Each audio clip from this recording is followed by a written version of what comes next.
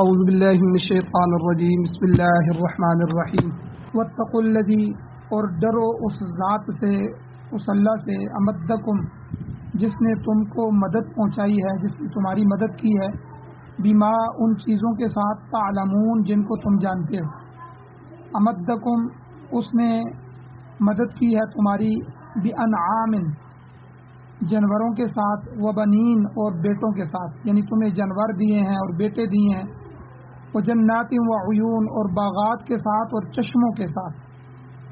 انی اخاف علیکم، بے شک میں خوف کھاتا ہوں تم پر، تمہارے اوپر میں ڈرتا ہوں، عذاب یوم عظیم، دن کے عذاب سے، بڑے دن کے عذاب سے، بڑے دن کا جو عذاب آ جائے اس سے میں تمہارے اوپر ہے میری قوم ڈرتا ہوں۔ قالو کہا انہوں نے، ان لوگوں نے آگے سے جواب دیتے ہوئے کہا، سواء علینا، برابر ہے کہ ہمارے اوپر، اوعظتا آپ ہمیں نصیحت کریں، ام لم تکم من الواعظین، یا نہ ہو آپ نصیحت کرنے والوں میں سے، اے ہمارے پیغمبر تو ہمیں نصیحت کرے یا تو نہ نصیحت کرے، ہمارے اوپر یہ بات برابر ہے، تو اس لیے اپنا وقت ضائع نہ کرو ہمیں نصیحت کر کے۔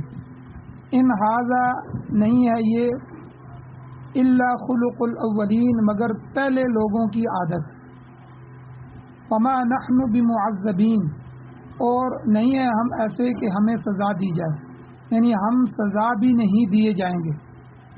فکذبوہ پس جھٹلایا انہوں نے اس پیغمبر ہود علیہ السلام کو، فاہلکناہم پھر ہم نے ان کو ہلاک کر دیا۔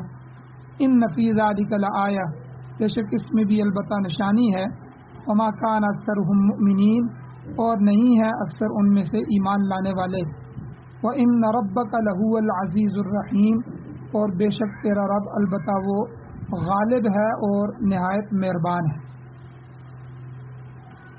سورۃ الشعراء 26ویں سورت ہے، 19واں سپارہ اور آیت نمبر 132 سے لے کر 140 تک آیات آپ کے سامنے تلاوت ہوئی ہیں، آپ نے ان کا ترجمہ سماعت فرمایا۔ سب سے پہلے ربط آیات ہیں کہ ان آیات کا پچھلی آیات کے ساتھ تعلق کیا ہے، ربط کیا ہے، رابطہ کیا ہے۔ حضور علیہ الصلوۃ والسلام اور آپ کے رفقا صحابہ کی تسلی کے لیے اللہ تعالیٰ نے اس سورہ مبارکہ میں پہلے موسیٰ علیہ السلام اور ہارون علیہ السلام اور ان کے ساتھ فرعون کا ذکر کیا، پھر نوح علیہ السلام اور آپ کی قوم کا حال بیان کیا، اس سے پہلے ابراہیم علیہ السلام کا ذکر ہوا، پھر ہود علیہ السلام کی قوم جو قوم عاد تھی اس کا حال بیان ہوا۔ تو اللہ تعالیٰ نے ان اقوام میں پائی جانے والی جو بیماریاں تھیں ان بیماریوں کا تذکرہ فرمایا کہ اللہ کے نبی اپنی اپنی اقوام کو، اپنی اپنی قوموں کو، اپنے اپنے علاقوں کو جس کی طرف ان کو مبعوث کیا گیا، بھیجا گیا، ان تمام قوموں کو، ان تمام لوگوں کو ان خرابیوں سے، جو خرابیاں ان میں پائی جاتی تھیں، ان سے منع کرتے رہے۔ کفر اور شرک کی بیماری جیسے میں نے پہلے ذکر کیا، یہ تو تمام اقوام میں قدر مشترک تھی، ہر ایک میں پائی جاتی تھی۔ اس کے علاوہ بھی کسی میں معاملات کی خرابی تھی، کسی میں ظلم، کسی میں زیادتی پائی جاتی تھی، کوئی قوم خلاف وضع فطرتی امر میں مبتلا تھی، بعض غرور اور تکبر میں اس حد تک چلے گئے کہ وہ اللہ کے نبی کو کہتے تھے کہ ہم تمہاری مجلس میں کیسے بیٹھ سکتے ہیں جبکہ تمہارے پاس حقیر لوگ، علاقے کے اور زمانے کے کمی کمین لوگ آ کے بیٹھتے ہیں، حقیر لوگوں کی نشست و برخاست آپ کے پاس ہوتی ہے۔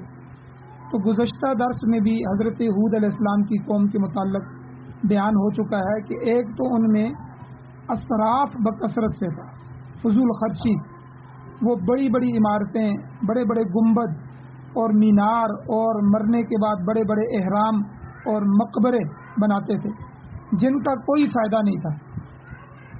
آج بھی دنیا میں دیکھیں، ابھی ہمارے پاکستان میں بھی کتنے بڑے بڑے مزار ہیں جن کو عرق گلاب سے دھویا جاتا ہے، غسل دیا جاتا ہے، تو کتنا مہنگا عرق گلاب جو ہے وہ ٹپوں کے ٹپ بھر کر ان سے غسل دیا جاتا ہے۔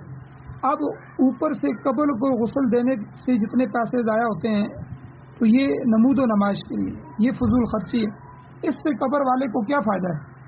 پھر بڑی بڑی قیمتی چادریں اوپر چڑھائی جاتی ہیں، بڑے بڑے فانوس لگائے جاتے ہیں، بڑے بڑے مزار اور روزے اور مقبرے بنائے جاتے ہیں۔ تو یہی کچھ قوم عاد جو ہے وہ کرتی تھی، ہود علیہ السلام کی قوم۔ تو محض نمود و نمائش کے لیے وہ بلڈنگیں، عمارتیں اور مقبرے اور محلات بناتے تھے۔ ایک بیماری تو ان کے اندر یہ تھی، اور دوسرا یہ کہ وہ ظالم اور جابر قسم کے لوگ تھے۔ کم تر جو لوگ تھے ان کم تر لوگوں پر زیادتی کرتے تھے، ظلم کرتے تھے، جیسا کہ پیچھے بیان ہو چکا ہے کہ اذا بطشتم جبارین، جب تم کسی قوم پر، کسی قبیلے پر گرفت کرتے ہو تو نہایت سختی سے پیش آتے ہو۔ شاہ ولی اللہ محدث دہلوی رحمۃ اللہ علیہ اپنی معرکۃ الآراء کتاب جو ہے حجت اللہ البالغہ میں فرماتے ہیں کہ جملہ انبیاء علیہ الصلوۃ والسلام کے مشن میں جہاں عقائد، اعمال اور اخلاق کی اصلاح شامل تھی، اکثر نبی جو آئے ہیں وہ سب سے پہلے عقائد کی اصلاح کرتے ہیں، پھر اعمال بناتے ہیں اور پھر اخلاق سنوارتے ہیں۔ تو عقائد، اعمال اور اخلاق کی اصلاح جہاں انبیاء کے مشن میں، انبیاء کی بعثت کے مقاصد میں شامل تھی، وہاں رفع التظالم من بین الناس، کہ لوگوں کے درمیان ظلم کو دور کرنا، یہ بھی ان کے مقصد بعثت میں شامل رہا۔ یعنی ہر نبی کا یہ فرض منصبی رہا ہے کہ لوگوں کو ظلم اور زیادتی سے منع فرمائے اور انصاف کا حکم دے۔ چنانچہ اللہ کے نبی ہود علیہ السلام نے بھی اپنی قوم کو ظلم و ستم سے منع فرمایا، اور ساتھ ساتھ وہ انعامات بھی گنوائے جو اللہ نے ان پر کیے تھے، اور ان کا شکر ادا کرنے کی تلقین فرمائی۔ انعام ہمیشہ اپنے منعم کا شکریہ چاہتا ہے، یاد رکھیں، انعام چاہتا ہے کہ اپنے منعم کا شکریہ ادا کرو۔ حضور علیہ الصلوۃ والسلام کا ارشاد مبارک بھی ہے کہ من لا یشکر الناس لا یشکر اللہ، کہ جو شخص لوگوں کا شکریہ ادا نہیں کرتا وہ اللہ تعالیٰ کے انعامات کی بھی شکر گزاری نہیں کرے گا۔ فرمایا جو شخص تمہارے ساتھ احسان کرے اس کو احسان کا بدلہ دو، اگر بدلہ نہیں دے سکتے تو کم از کم اس کے لیے دعائے خیر ہی کر دو۔ اب آج کے درس میں حضرت ہود علیہ السلام کی طرف سے بیان کردہ اللہ کے بعض انعامات کا ذکر ہے جو اللہ نے ان کی قوم پر کیا تھا، اور اس کے ساتھ قوم کا جواب بھی ہے، اور پھر ان کی ہلاکت کا تذکرہ بھی موجود ہے۔ ہود علیہ السلام نے اپنی قوم کے سامنے تقریر، بیان، واعظ، نصیحت جاری رکھتے ہوئے فرمایا کہ واتقوا الذی امدکم بما تعلمون، کہ اس اللہ سے، اس ذات سے ڈر جاؤ جس نے تمہیں مدد پہنچائی ہے ان چیزوں کے ساتھ جن کو تم جانتے ہو۔ سب سے بڑی نعمت تمہارا اپنا وجود ہے، تمہاری اپنی جسمانی ساخت ہے، جو اللہ نے تمہارا جسم بنایا، اور پھر اس جسم کو ملنے والی بے شمار بیرونی نعمتیں ہیں، سورج کی تپش، سورج کی روشنی، چاند کی مٹھاس، اور اسی طرح زمین سے پھل پھول، یہ سب تمہارے جسم کی نعمتیں ہیں جن میں تم ڈوبے ہوئے ہو۔ سورہ نحل میں اللہ تعالیٰ ارشاد فرماتے ہیں آیت نمبر 18 میں وَإِن تَعُدُّوا نِعْمَةَ اللَّهِ لَا تُحْصُوهَا، اگر تم اللہ تعالیٰ کی ان انعامات کو شمار کرنا چاہو تو تم شمار نہیں کر سکتے۔ ان کی تعداد کتنی ہے اور ان کی مقدار کس قدر زیادہ ہے اس کا تم احاطہ نہیں کر سکتے۔ آج بھی دنیا پریشان ہے کہ اتنا تیل عرب ممالک سے نکل چکا ہے اور اب بھی ان کا اندازہ نہیں ہے، دنیا اندازہ نہیں لگا سکتی کہ نیچے کتنا تیل موجود ہے۔ سونے کے پہاڑ، سونے کے ذخائر، چاندی کے ذخائر، جپسم کے ذخائر، لوہے کے ذخائر، نمک کے ذخائر، اور بے شمار نعمتیں جن کو جب نکالنا شروع ہوتا ہے تو سینکڑوں سال سے لوگ ان کو زمین سے نکال رہے ہیں، لیکن اب بھی وہ اس کو شمار نہیں کر سکتے کہ اس کی مقدار کتنی زیادہ ہے۔ تو اللہ نے فرمایا وَإِن تَعُدُّوا نِعْمَةَ اللَّهِ لَا تُحْصُوهَا، کہ اللہ کی نعمتوں کو تم اپنے احصاء میں، احاطے میں نہیں لا سکتے، اس کی تعداد تمہیں معلوم نہیں ہے، اس کی مقدار کتنی زیادہ ہے تم اس کا احاطہ نہیں کر سکتے۔ مگر افسوس کا مقام ہے۔ اللہ قرآن میں فرماتے ہیں سورہ ابراہیم کی آیت نمبر 34 میں، ان الانسان لظلوم کفار، انسان بڑا ہی ظالم ہے اور بڑا ہی ناشکرا ہے، ناشکر گزار ہے۔ حقیقت یہ ہے کہ انسان عمر بھر عبادت اور ریاضت میں گزار کر اللہ تعالیٰ کی ایک ادنا ترین نعمت کا بھی شکر ادا نہیں کر سکتا۔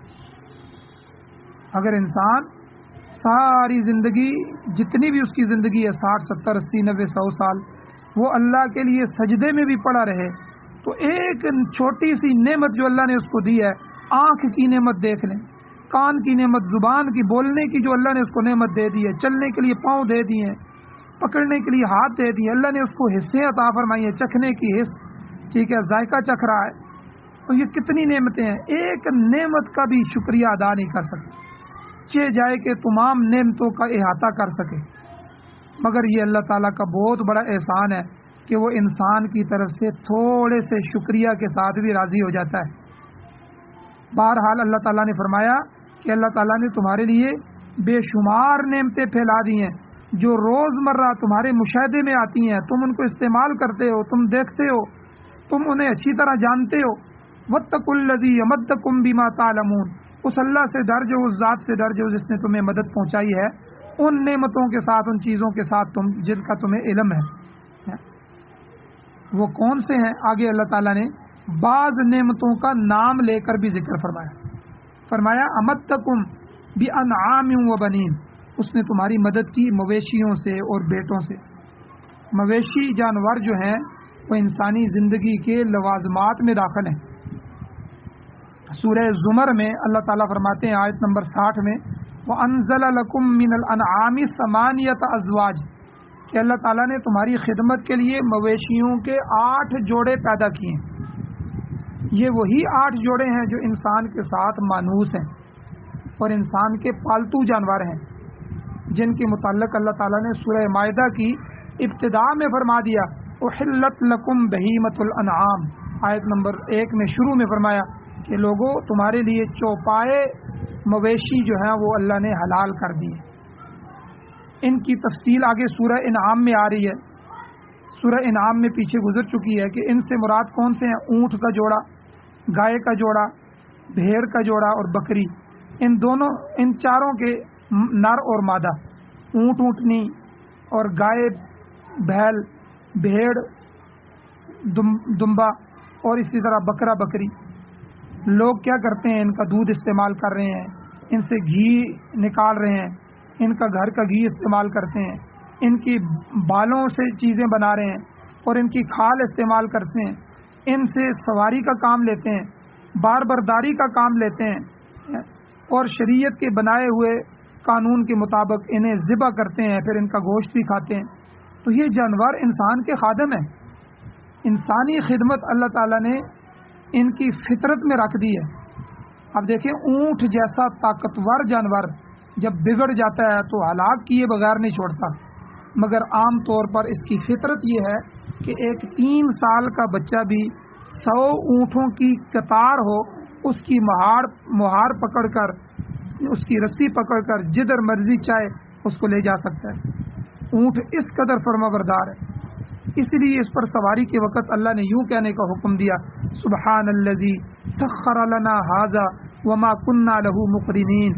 سورہ زخرف کی آیت نمبر 13 ہے کہ پاک ہے وہ ذات جس نے ان کو ہمارے بس میں کر دیا، سخر لنا ھذا، ان کو ہمارے مسخر کر دیا، وگرنہ وما كنا له مقرنین، ان کو ہم قابو کرنے والے نہیں تھے، ان کو قابو کرنا ہمارے لیے ممکن نہیں تھا۔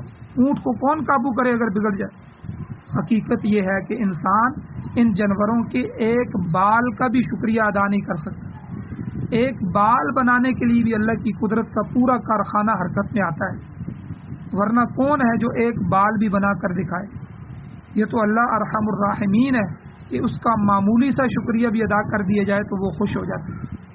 حضور علیہ الصلوۃ والسلام کا ارشاد مبارک ہے کہ انسان پانی کا گھونٹ پی کر جب الحمدللہ کہتا ہے تو اللہ تعالیٰ اس سے بھی راضی ہو جاتا ہے کہ اس کے بندے نے اس کا شکریہ، اس کی حمد بیان کی ہے۔ اللہ تعالیٰ اس قدر قدردان ہے تو قوم عاد کو بھی اللہ تعالیٰ نے اونٹوں کی نعمت عطا فرمائی. یمن کے صحراؤں میں ان کے اونٹ دوڑتے تھے، جہاں دوسری کوئی سواری میسر نہیں تھی. جو ہے اونٹ کو سفینۃ الصحراء یعنی صحراؤں کی کشتی بھی کہا گیا ہے. جب تک یہ جدید جو ذرائع ہیں نقل و حمل کے، یہ بڑی بڑی بحری جہاز اور یہ جدید گاڑیاں اور یہ جب تک نہیں تھیں تو اونٹ کو بڑی اہمیت حاصل تھی. ہمارے ہاں بھی آپ دیکھیں بالاکوٹ اور گلگت اور یہ جتنے بھی پہاڑی علاقے ہیں تو ایک ایک اونٹ جو ہے 12 من بوجھ اٹھاتا ہے اور 20 دن میں پہنچا دیتا ہے. اب تو ہوائی جہاز میں لوگ جو ہے وہ ایک علاقے سے دوسرے علاقے میں گھنٹے سوا گھنٹے میں پہنچ جاتے ہیں. بار برداری کے لیے بڑے بڑے ٹرک آ گئے ہیں، بڑی بڑی گاڑیاں آ گئی ہیں، مگر پرانے زمانے میں اونٹ ایک بڑی نعمت تھی، بڑا نعمت شمار ہوتا تھا. تو اللہ تعالیٰ نے یہاں پر انعام کے طور پر جو ہے وہ اونٹوں کا ذکر فرمایا، جو ہے انعام کا اور چپایوں کا ذکر فرمایا. اور اسی طرح اللہ نے دوسرا جو ذکر فرمایا بِأَنْعَامٍ وَبَنِينَ، بیٹوں کا ذکر اللہ نے فرمایا. بیٹے اور بیٹیاں سبھی اللہ کی نعمت ہے، مگر بیٹوں کا ذکر اس لیے فرمایا کہ یہ انسان کے لیے زیادہ مفید ہوتے ہیں. مشقت کے سارے کام والد کے ساتھ بیٹے انجام دیتے ہیں. مال اور جان کی حفاظت کے ذمہ دار بیٹے ہوتے ہیں. انسان کی نسل بھی انہی بیٹوں سے چلتی ہے. بیٹیاں تو فطرتی طور پر پردہ نشین ہوتی ہیں، ان سے بھاری کام نہیں لیے جا سکتے. ویسے بھی انسان فطرتاً بیٹوں کو بیٹیوں پر ترجیح دیتے ہیں. بچی کی پیدائش پر خوشی نہیں کی جاتی، جبکہ بچے کی پیدائش پر بڑی خوشی منائی جاتی ہے. حالانکہ بیٹا اور بیٹی دونوں اللہ کی عطا ہے اور بقائے نسل کا کام دونوں کے ذریعے سے ممکن ہے. خالی بیٹے سے تو نسل نہیں چل سکتی جب تک عورت نہ ہو، بیٹی نہ ہو. اللہ نے سورہ بنی اسرائیل میں جہاں مشرکوں کی مذمت بیان کی ہے، وہاں اللہ نے فرمایا جو ہے سورہ بنی اسرائیل کی آیت نمبر 40 میں أَفَأَصْفَاكُمْ رَبُّكُمْ بِالْبَنِينَ وَاتَّخَذَ مِنَ الْمَلَائِكَةِ إِنَاثًا. اللہ تعالیٰ نے تمہیں تو بیٹے عطا فرمائے ہیں، تم اپنے لیے بیٹے چاہتے ہو، مگر اللہ کے لیے تم فرشتوں کو اس کی بیٹیاں تجویز کرتے ہو. کتنی نا انصافی کی بات ہے. جس جنس کو تم اپنے لیے پسند نہیں کرتے اسے اللہ کے لیے روا اور جائز رکھتے ہو. تو یہ دونوں نعمتیں اللہ نے یہاں ذکر فرمائی. اب اگلی آیت میں اللہ تعالیٰ نے باغات اور چشموں کا ذکر کیا کہ اس اللہ نے تمہیں مدد پہنچائی. وہ جنات و عیون، باغات اور چشموں کے ساتھ اللہ نے چشموں اور نہروں کے ذریعے آبپاشی کا نظام قائم کیا، جس سے تمہارے باغات اور کھیتیاں پیدا ہوئیں اور جس سے تمہاری خوراک کے لیے پھل اور اناج پیدا ہوتے ہیں. یہ اللہ کے خصوصی انعامات ہیں جن کا شکر ادا کرنا ضروری ہے. آگے اللہ نے فرمایا انی اخاف علیکم عذاب یوم عظیم. ہود علیہ السلام نے اپنی قوم کو متنبہ فرمایا، خبردار کیا کہ دیکھو میں تم پر بڑے دن کے عذاب کا خوف کھاتا ہوں. آپ نے انہیں بتلا دیا کہ تمہارے افعال، تمہارے اعمال، تمہارے کردار اس نوعیت کے ہیں کہ تم پر اللہ کی گرفت اور عذاب آ سکتا ہے. لہذا اس کی سرکشی سے باز آ جاؤ، اس کی وحدانیت کو تسلیم کر لو، غرور اور تکبر کو چھوڑ دو، اسراف اور فضول خرچی کو چھوڑ دو، کمزوروں پر ظلم کرنا ترک کر دو. اگر ایسا نہیں کرو گے تو مجھے خطرہ ہے کہ کہیں تم پکڑے نہ جاؤ. بڑے دن کا عذاب اس دنیا میں بھی آ سکتا ہے اور آخرت میں بھی ہے. حقیقت میں حساب کتاب کا دن ہی یوم عظیم ہے، جس دن انسانوں کے اعمال کا فیصلہ ہوگا. لیکن جس دن کسی قوم پر اس دنیا میں بھی عذاب آیا تو ان کے لیے وہ بھی بڑا دن ہے، کیونکہ ان کی قیامت ہے. دنیا میں جس دن قوم کو ہلاک کر دیا گیا، عذاب آ گیا، ان کی قیامت شروع ہو گئی. تو یہ دن قوم نوح، قوم فرعون، قوم عاد، قوم سمود پر بھی آیا ہے. جب انہیں صفحہ ہستی سے ناپید کر دیا گیا تو ہود علیہ السلام نے قوم کو خبردار کیا کہ کہیں تم بھی اس بڑے دن کے عذاب میں مبتلا نہ ہو جاؤ. وقت ہے کہ اب بھی سنبھل جاؤ، اللہ تعالیٰ سے ڈرو اور میری اطاعت کرو. اب دیکھیں ہود علیہ السلام نے کتنے بہترین انداز سے اپنے قوم کو واضح و نصیحت فرمائی. اب اس واضح و نصیحت کے جواب میں قوم نے کیا کہا؟ قالو، کہنے لگے، سواء علینا، بھئی ہمارے لیے برابر ہے، اوعظت ام لم تکن من الواعظین، تو ہمیں نصیحت کرے یا نہ نصیحت کرے.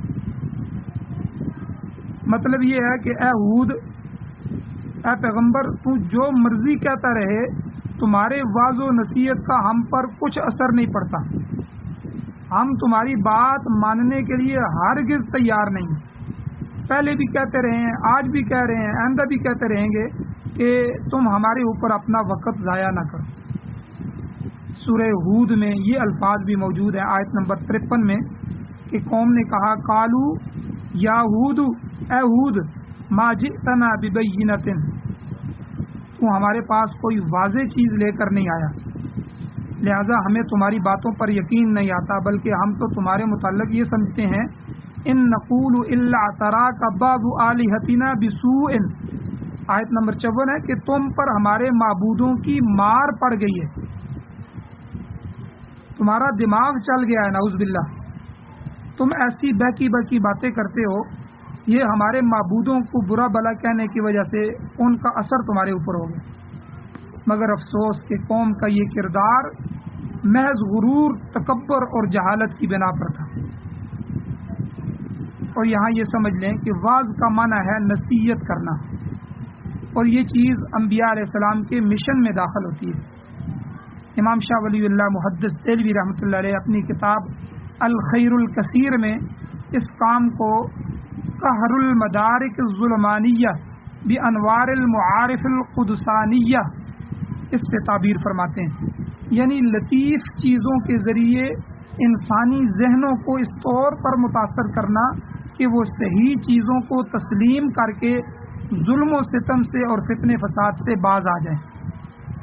اللہ تعالیٰ نے خود حضور علیہ السلام سے یہ کہلوایا، سورہ سبا کی آیت نمبر 46 میں ہے کہ کل، اے نبی آپ اعلان فرمائیں، آپ کہیں ان کو، لوگوں کو، کہ لوگوں، انما اعظکم بواحدۃ، میں تمہیں نصیحت کرتا ہوں ایک نصیحت، کہ تم ان تقوموا للہ مثنی و فرادا، کہ تم مجمع میں ہو یا دو دو یا تین تین کی ٹولیوں میں ہو یا اکیلے اکیلے ہو، کھڑے ہو کر یا بیٹھ کر سوچو، تو تم اسی نتیجے پر پہنچو گے کہ تمہارا ساتھی محمد رسول اللہ صلی اللہ علیہ وسلم دیوانہ نہیں.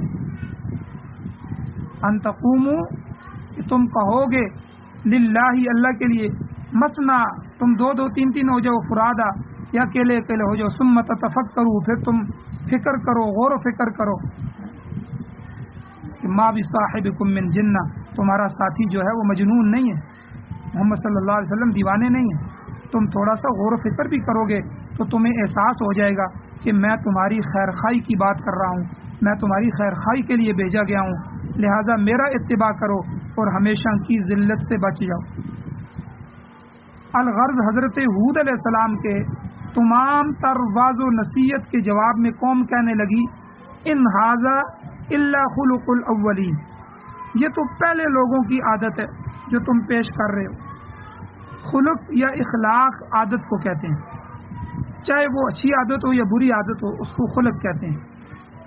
کہنے لگے کہ پہلے بھی لوگ اسی طرح ہی ڈرایا کرتے تھے، جس طرح تم ہمیں کسی غائبانہ عذاب سے ڈرا رہے ہو، کوئی عذاب نظر نہیں آ رہا، کوئی چیز نہیں ہے، نعمتوں میں ہم گھرے ہوئے ہیں، ہر چیز استعمال کر رہے ہیں، کوئی مسئلہ ہی نہیں ہے، کوئی پریشانی نہیں ہے، ویسے ہی عذاب کی رٹ لگا رہے ہو. اور قوم کہنے لگی، ہم نے تو ایسی کسی سزا کو آتے ہوئے نہیں دیکھا، لہذا ہمیں تمہاری ان باتوں پر یقین نہیں آتا. ان ھذا الا خلق الاولین، نہیں ہے یہ مگر پہلے لوگوں کی عادت، قصے کہانیاں. ان ھذا کا اشارہ اس طرف بھی ہو سکتا ہے کہ جو کچھ آج ہم کر رہے ہیں یہی کچھ ہمارے پرانے آباء و اجداد بھی کیا کرتے تھے، مگر تم ہمیں ان کے راستے سے ہٹانا چاہتے ہو. دوسری جگہ پر آتا ہے کہ تم ہمیں آباء و اجداد اور ان کے معبودان اور ان کے طور طریقوں اور ان کے رسم و رواج سے ہٹانا چاہتے ہو، لہذا ہم تمہاری بات ماننے کے لیے تیار نہیں ہیں، بلکہ اپنے آباء و اجداد کے پرانے طریقے پر ہی چلتے رہیں گے. حضور علیہ الصلوۃ والسلام اور مشرکین مکہ کے درمیان بھی ایسا ہی معاملہ پیش آیا۔ سورہ بقرہ میں موجود ہے کہ جب مشرکین سے کہا جاتا کہ اس چیز کی اتباع کرو جو اللہ نے نازل فرمائی ہے، وہ کیا کہتے؟ وہ کہتے کہ ہم تو اس چیز کا اتباع کریں گے جس پر ہم نے اپنے آباء و اجداد کو پایا۔ آیت نمبر 17 میں اللہ فرماتے ہیں اَوَلَوْ كَانَ آبَاؤُهُمْ لَا يَعْقِلُونَ شَيْئًا وَلَا يَهْتَدُونَ، اگرچہ ان کے آباء و اجداد نہ سمجھ ہوں، غیر ہدایت یافتہ ہی کیوں نہ ہوں، وہ اپنی ڈگر پر چلتے رہیں گے۔ تو ہود علیہ السلام کی قوم نے بھی کہا کہ ہم تمہاری بات کو نہیں مانتے اور نہ تمہاری طرف سے کسی سزا کی پیشن گوئی کو تسلیم کرتے ہیں۔ من اشد منا قوہ، سورہ حامیم سجدہ کی آیت نمبر 15 میں ان کا یہ نعرہ ہوتا تھا کہ بھلا ہم سے بڑھ کر کون طاقتور ہے جو ہمیں سزا دے گا۔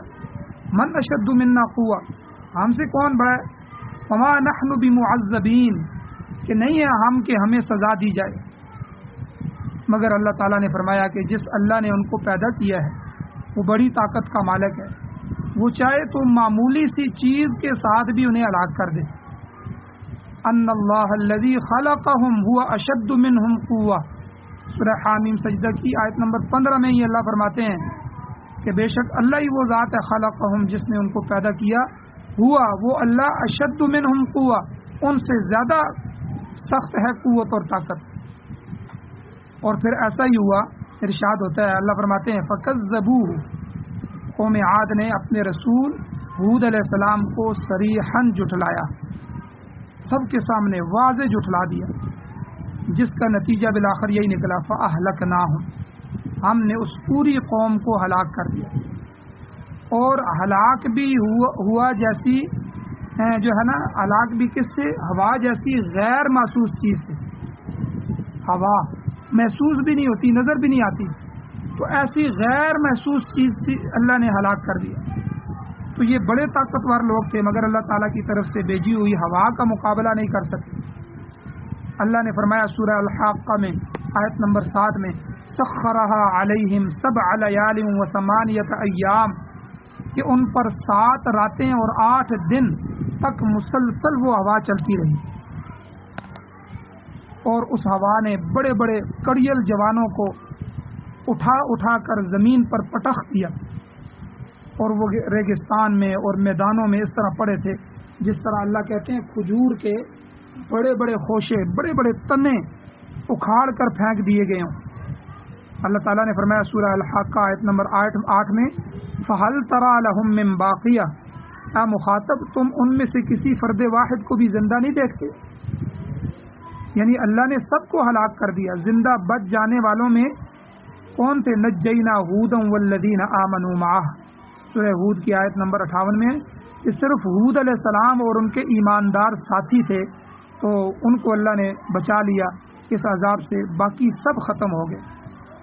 آخر میں وہی فرمایا اللہ نے ان فی ذلک لآیہ، اس واقعے میں عبرت کی نشانی ہے۔ اے مکے کے مشرکین اور دیگر نافرمانوں، تم بھی سنو، تم بھی غور کرو اور دیکھو غرور اور تکبر اور نافرمانی کا انجام کیا ہوتا ہے۔ انہیں جان لینا چاہیے کہ اگر انہوں نے بھی کفر اور شرک کا ارتکاب کیا، کمزوروں پر ظلم اور ستم ڈھائے اور انبیاء کی باتوں کو جھٹلایا تو اللہ تعالیٰ کی گرفت اور پکڑ سے نہیں بچ سکیں گے۔ آگے انسانی تاریخ کے اعتبار سے یہ جملہ بار بار دہرایا گیا، وما کان اکثرہم مؤمنین، کہ اکثر لوگ ایمان لانے والے نہیں تھے۔ سابقہ اقوام کے حالات دیکھ کر بھی لوگ عبرت نہیں پکڑتے تھے، بلکہ ان کی اکثریت ایمان سے محروم رہتی تھی اور بالآخر وہ بھی تباہ ہو جاتی تھی۔ تاریخ گواہ ہے، تاریخ شاہد ہے کہ ہر دور میں کثرت نافرمانوں کی رہی ہے اور اہل ایمان ہمیشہ قلت میں رہے۔ فرمایا وَإِنَّ رَبَّكَ لَهُوَ الْعَزِيزُ الرَّحِيمُ، بے شک تیرا پروردگار عزیز ہے، یعنی کمال قدرت کا مالک ہے، وہ جب چاہے کسی مجرم کو شدید ترین سزا دے دے۔ وہ رحیم بھی ہے کہ جن پر زیادتی ہوئی اللہ تعالیٰ نے ان پر مہربانی فرمائی اور ان کی مشکلات کو دور کر دیا۔ اللہ تعالیٰ کی یہ دونوں صفات کام کر رہی ہیں۔ اللہ تعالیٰ سے دعا ہے اللہ ہمیں عمل کی توفیق عطا فرمائے۔ وآخر دعوانا الحمد للہ رب العالمین۔